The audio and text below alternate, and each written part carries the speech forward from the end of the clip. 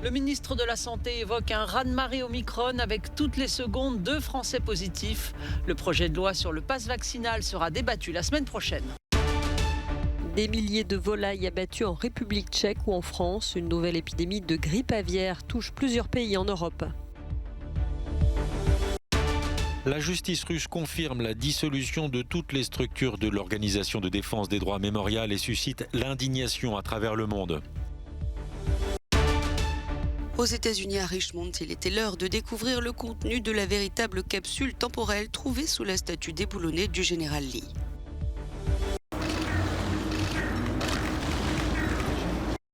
Des chiffres qui donnent le vertige. C'est ainsi qu'Olivier Véran, le ministre de la Santé, qualifie le raz-de-marée Omicron en France.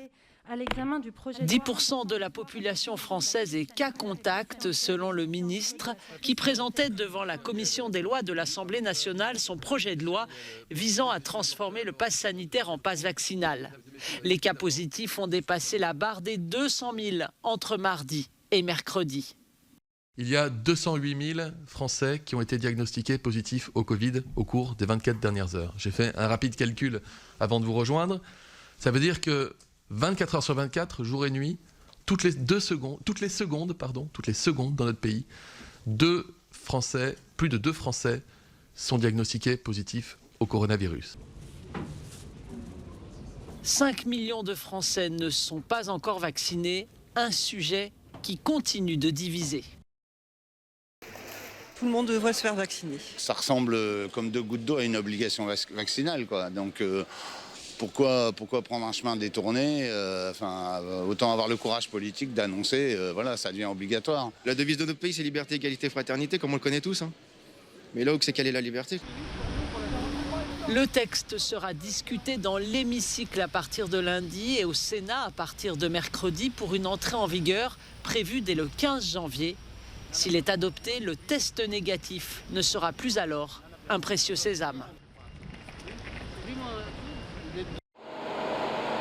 La grippe aviaire a fait son retour en Europe. Principal pays touché, la République tchèque. Dans cet élevage, situé à une 50aine de kilomètres de Prague, quelques 100 000 poules ont été abattues. 1,2 million doivent également être détruits. Selon les vétérinaires, la souche, le H5N1, est très agressive. Cette année, le pays a enregistré 48 foyers de contamination, un record. Il s'agit, je pense, de la plus importante épidémie qui soit apparue dans le pays, confirme cette responsable de l'administration vétérinaire. Non loin de là, la Slovénie a également confirmé de premiers cas. Une ferme a été placée en quarantaine ce mardi. En France, 7 foyers de grippe aviaire ont déjà été détectés dans les Landes. Tous les canards des exploitations ont été abattus préventivement. Dès le mois de novembre, les autorités sanitaires ont demandé aux producteurs de confiner leurs volailles afin d'éviter les contacts avec les oiseaux migrateurs. La justice russe a ordonné la fermeture de toutes les structures liées à l'Organisation de défense des droits Mémorial. Non seulement celles qui se consacraient aux crimes soviétiques, mais aussi les branches qui recensaient les violations des droits de l'homme de la Russie contemporaine. Mémorial est condamné pour avoir enfreint la loi controversée sur les agents étrangers. Nous le répétons depuis le début, la loi sur les agents étrangers est illégale. Elle ne doit pas être amendée, mais abolie. Son but est d'étrangler la société civile. Nous en avons aujourd'hui une nouvelle preuve. Aujourd'hui, le tribunal a validé nos efforts. La secrétaire d'État britannique aux Affaires étrangères parle d'un nouveau coup dur porté à la liberté d'expression en Russie et évoque le long travail de Mémorial sur les crimes de l'URSS contre son peuple. De son côté, le porte-parole du gouvernement allemand dénonce une mesure incompréhensible. La décision de la Cour suprême russe de dissoudre Mémorial va à l'encontre des obligations internationales de protection des droits civils fondamentaux auxquels la Russie a souscrit. Mémorial est l'expression de notre image européenne commune qui consiste à nommer et à traiter clairement les violations des droits de l'homme. Mémorial a été fondé en 1989 par le dissident et prix Nobel de la paix Andreï Sakharov. lors des 2 guerres de Tchétchénie. Mémorial s'est notamment illustré en documentant les exactions des militaires russes. Les inondations s'étendent au Brésil. Au total, 116 villes de l'état de Bahia sont désormais en état d'urgence en raison des fortes pluies qui s'abattent sur le nord-est du pays depuis fin novembre. Plus de 470 000 personnes ont été touchées. Dans au moins une cinquantaine de villes, l'eau a envahi les maisons et les commerces et les habitants ont dû abandonner leurs biens. Selon les données officielles du gouvernement de Bahia, 34 163 personnes se retrouvent sans abri, alors que près de 64 000 ont été déplacées. On dénombre aussi au total 21 morts et 358 blessés depuis le début du mois. Et les pluies continuent de tomber. Des villes d'au moins 5 autres États du nord et du sud-est du Brésil ont également été inondées ces derniers jours. Le gouvernement fédéral a autorisé des dépenses d'urgence de plus de 11,5 millions d'euros pour la seule région de Bahia. Des fonds supplémentaires seront dirigés vers les autres.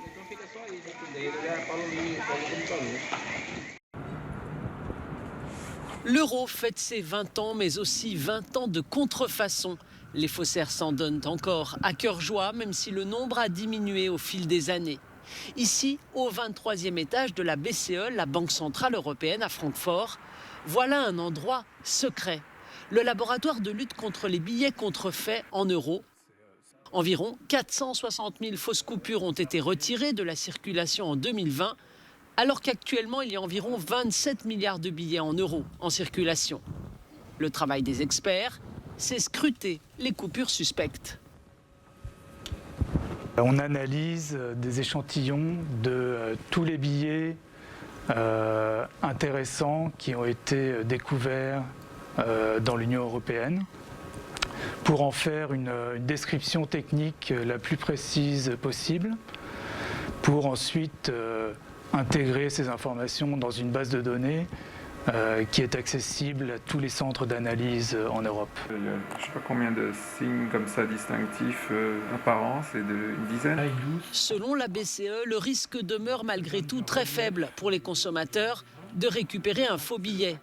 L'euro dispose d'une bonne cote de confiance quant à sa sécurité. Chaque année, l'Institut monétaire mobilise d'importants budgets pour tenter de fabriquer des billets inimitables.